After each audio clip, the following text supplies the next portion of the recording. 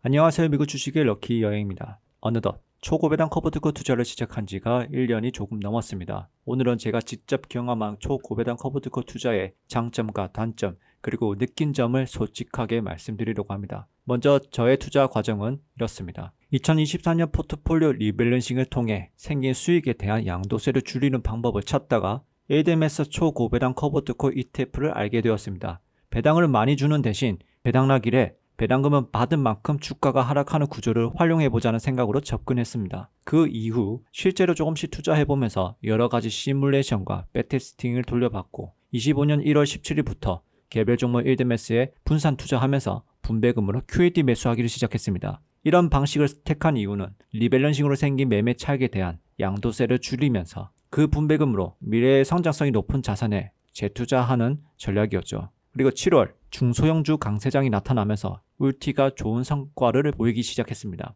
그때부터 개별 종목 1드매스 투자를 모두 정리하고 울티 중심으로 포트폴리오로 전환했습니다. 현재 금리 인하 발표 이후 시장 흐름이 좋지 않다고 판단해서 초고배당 커버드코 투자를 잠시 멈춘 상태입니다. 특히 울티 총 수익률이 시장 평균보다 부진한 흐름이 보이기 시작했기 때문인데요. 이 부분이 일시 중단하게 된 가장 큰 이유입니다. 대다수 분들께서 초고배당 커버드코 ETF 투자를 시작한 이유가 원금을 회수한 뒤에 평생 배당을 받자는 목표로 많이 접근하시는데요. 그런데 원금 회수가 되었을 때 나의 투자 원금이 얼마나 남아있는지가 중요한데 보통은 투자 원금이 하락하는 경우가 더 많습니다. 물론 MSTY, 프리티, MBD, 후이, 넷플릭처럼 초기에 잘 진입해서 좋은 타이밍에 들어가셨더라면 이야기가 다를 수 있습니다. 하지만 이런 경우에는 운의 요소가 크고 무엇보다 오랜 기간 동안 버틸 수 있는 뚝심이 있어야 가능한 일입니다. 대부분은 저점이 아닌 시점에서 진입한 경우가 많아서 원금 회수를 했다 하더라도 실제 자산 가치가 마이너스 60에서 70%까지 떨어지는 경우가 많습니다. 이런 상황이라면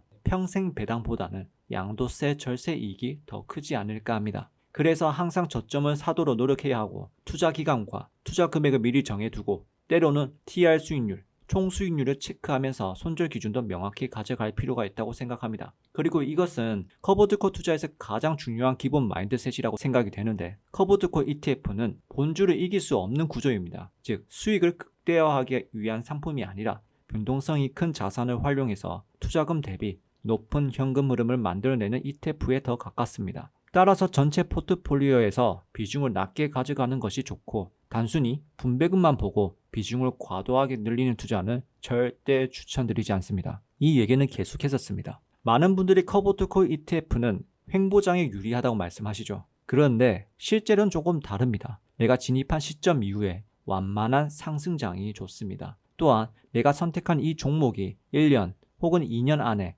100% 수익을 가져다 줄 수 있는지를 바라보고 투자를 진행을 해야 성공적인 투자가 가능합니다. 저 역시 지금 울티 투자를 잠시 중단하는 이유도 바로 이 때문입니다. 현재 시장은 상승보다 조정 구간을 대비해야 하는 시점이라고 판단했고 총 수익률 0% 근처까지 내려왔기 때문에 더 이상 손실 구간을 넘어가기 전에 멈춘 것입니다. 조정 및 하락장에서는 현금을 보유하는 것이 자산을 지키는 방법이니까요. 그리고 보통 초고배당 커버드코 투자는 이렇게 두 가지로 나뉩니다. 신경을 덜 쓰면서 투자하고 싶다면 펀드 오브 펀드 ETF가 더 좋습니다. 내가 일일이 종목을 고르지 않아도 되고 그냥 보유 종목 구성과 시장 흐름 정도만 체크하시면 됩니다. 반면 개별 종목형 ETF는 진입 시점을 잘 잡아야 하고 펀드 오브 펀드 ETF보다 훨씬 높은 수익률을 낼 수 있습니다. 하지만 고점에서 진입하게 되면 손실폭이 훨씬 커질 수 있다는 점도 반드시 기억해야 합니다. 초고배당 커버드콜 ETF 투자는 무리해서 투자하는 것이 좋지 않습니다. 저 역시 과거에 양도세를 줄이기 위해 큰 금액으로 투자를 해본 적이 있습니다.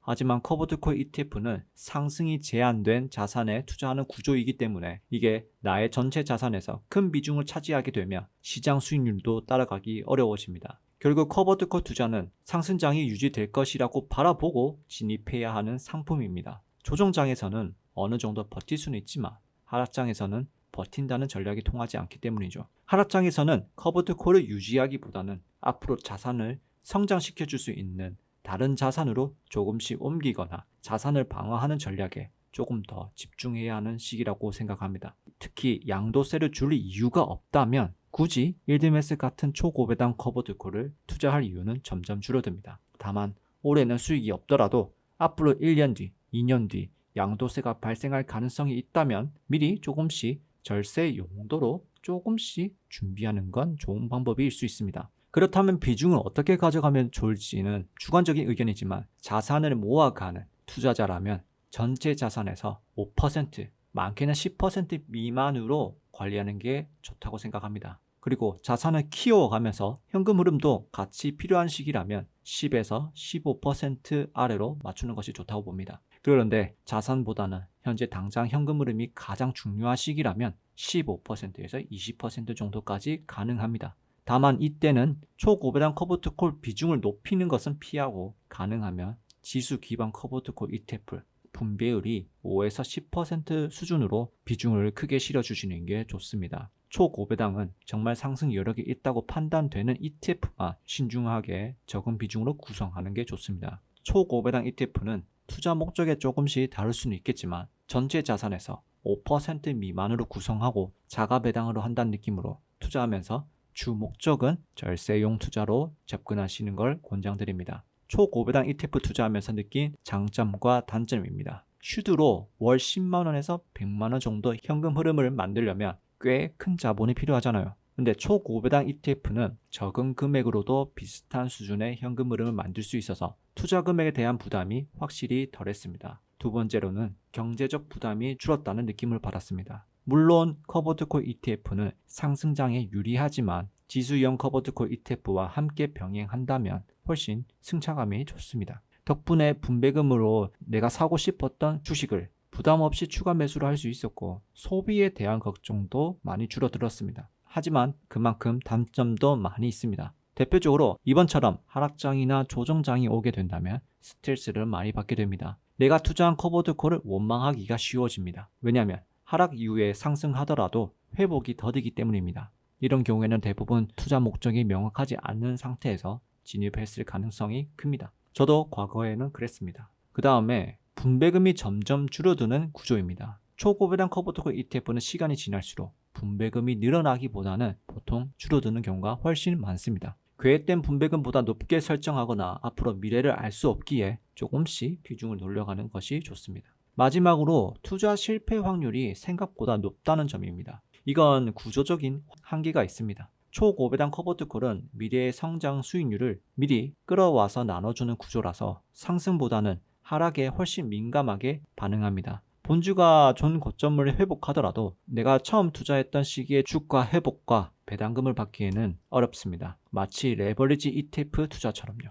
초고배당 커버드콜 투자 방법은 여러 방법이 있습니다. 그런데 제가 1년 넘게 직접 투자해보면서 느낀 건 높은 배당을 현혹되기보다는 그만큼 성장 여력이 실제로 존재하는가를 먼저 봐야 한다는 것입니다. 슈드나 지수 커버드콜처럼 중장기로 방치하면서 투자할 수 있는 ETF는 아니라고 봅니다. 꾸준히 관심을 가지고 관리를 해야 하는 투자입니다. 즉 내가 투자한 ETF의 본주 흐름, 시장의 흐름 혹은 펀드 오브 펀드 ETF로 투자를 했다면 거기 들어가 있는 구성 종목들의 전반적인 흐름 이런 것들을 계속 확인하면서 관리하는 과정이 반드시 필요하다고 생각합니다. 그래야 내 돈을 지킬 수 있습니다. 제가 자주 쓰는 비유가 하나가 있습니다. 일드메스 같은 초고배당 커버드콜은 사업이고 지수 커버드콜은 건물주 투자다. 사업을 방치하면 망하지만 관심을 주고 관리하면서 꾸준히 수익을 낼 수 있습니다. 그래서 때로는 정리하거나 구조를 바꾸는 선택이 필요합니다. 요즘 시장이 정말 쉽지 않습니다. 하지만 지금 커버드콜을 비난해야 하는 시기가 아니라 내 포트폴리오를 점검하고